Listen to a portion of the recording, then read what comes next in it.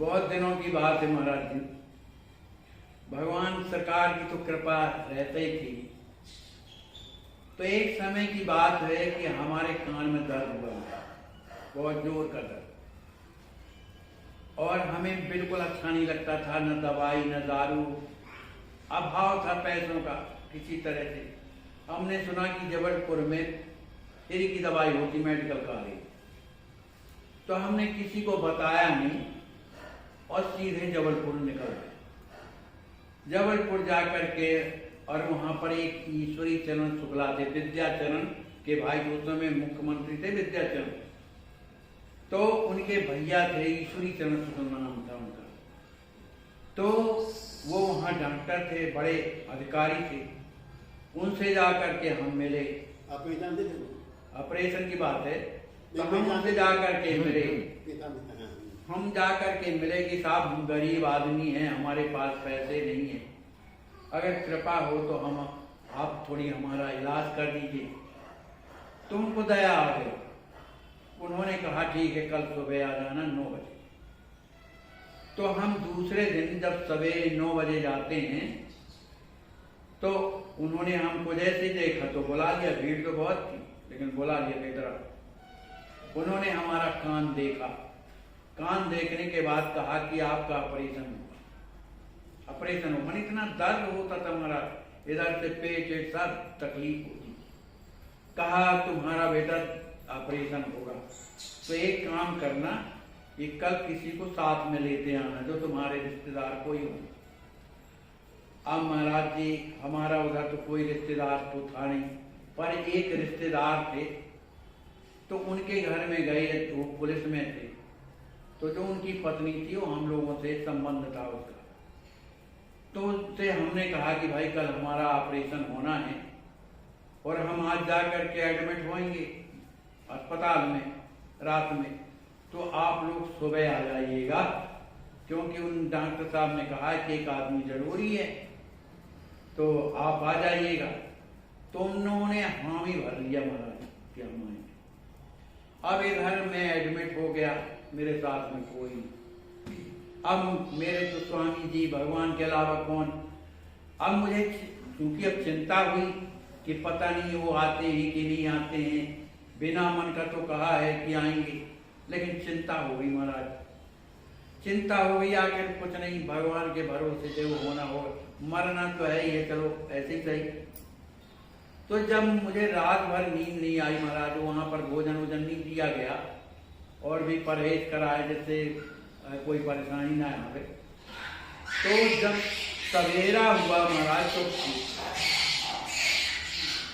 तो मेरे को एक स्वप्न आया, सुबह स्वप्न आया कि सरकार पधारे। कहने लगे कोई नहीं है तो हम तो है रामदास तुम्हारे साथ, कोई नहीं है, हम हैं, देखो चिंता न कर, सब ठीक हो जाए, हम हैं तुम्हारे साथ। ऐसा जब सरकार कहे तो मुझे बड़ा अच्छा लगा। अस्पताल में पड़ा हुआ था। अब इसके बाद मुझे जहाँ ऑपरेशन रूम था वहाँ ले जाया गया। तो कागज में दस्तखत करवाते, तो कहा भाई तुम्हारे साथ के कौन है। तो मैंने उन्हीं डॉक्टर से साहब से कहा कि साहब अब आप ही लोग हैं हमारे, और तो कोई है नहीं। एक को हमने बुलाया था, नहीं आए, क्या करें, अब आप ही। कहा तो भैया तुम ही दस्तखत करो। तो हमने दस्तखत कर दिए।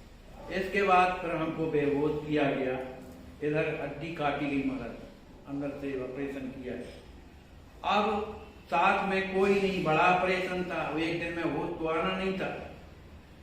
तो उन डॉक्टर साहब ने एक नर्स को हमारे सेवा के लिए वहां ही पलंग में बैठा दिया।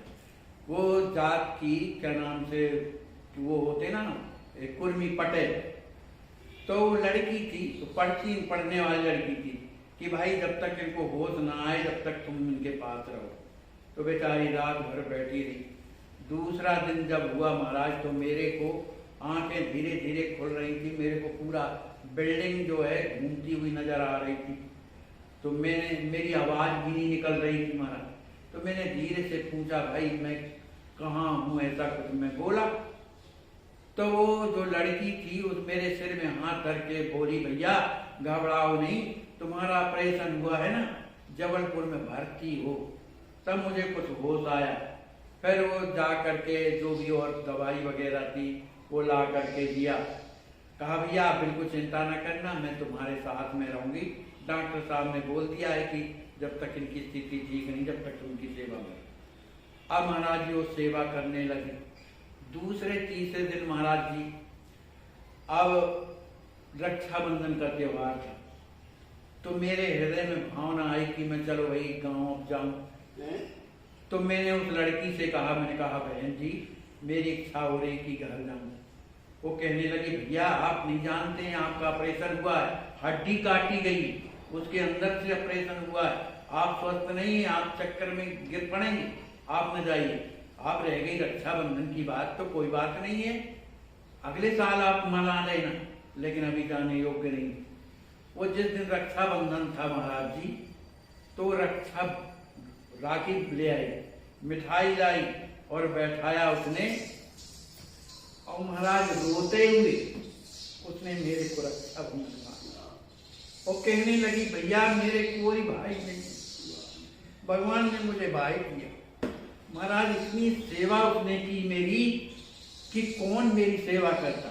तो सरकार की कृपा से वहां व्यवस्था हो गई, मेरी सेवा करने वाले आ गए, और अंत में जब स्वस्थ हो गया तो मेरे हृदय से लिपट करके वो लड़की रोई, भैया मुझे मत भुला देना, मैं कैसी भी हूँ आपकी हूँ। तो महाराज सरकार की कृपा कि कैसे से कैसे अपने लोग साथ नहीं देते, लेकिन उनकी कृपा कि सरकार ने इस तरह का चरित्र करके दिखा दी। तो जिनके कोई नहीं होते, भले मैं राम जी महाराज उनको छोटा नहीं कहता, लेकिन जितने उदार जितने दयालु स्वामी जी हैं उससे बढ़कर के कोई नहीं, वो सब जगह दया करते।